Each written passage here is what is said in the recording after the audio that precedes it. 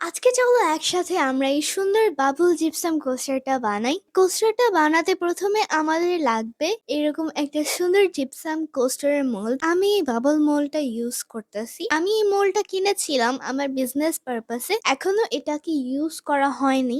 ভাবলাম আজকে আমার টেবিলের জন্য একটা জিপসামের কোস্টার বানিয়ে রাখি। এই জিপসামের কোস্টার বানাতে প্রথমে আমি মিক্সিং বলে নিয়ে নিচ্ছি পরিমাণ মতো জিপসাম এবং এরপরে পরিমাণ মতো নিয়ে নিচ্ছি পানি। জিপসাম আর পানির রেশিও 1:1, অর্থাৎ 1 ভাগ জিপসামের সাথে 1 ভাগ পানি মিশাতে হবে। এটাকে সুন্দরভাবে মিক্স করার পরে মোল্ডের মধ্যে ঢেলে দিচ্ছি। এতটুকুই। এখন জাস্ট অপেক্ষা করব এই জিপসামের কোস্টারটা ভালোভাবে সেট হওয়ার জন্য। আমাদের জিপসামের কোস্টারটা রেডি। এখন এটাকে আনমোল্ড করার পালা।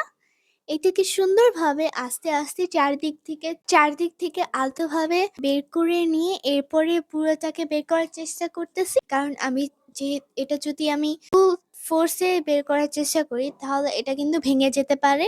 এই জন্য খুবই আস্তেভাবে আমি এটাকে বের করতেছি। এই দেখুন কত সুন্দর ফিনিশিং এ হয়ে গেল আমাদের জিপসাম কোস্টার। এই কোস্টারটা আমি আমার টেবিলেও রাখতে পারি অথবা এটা আমি অন্য জায়গায় সরিয়ে রাখতে পারি।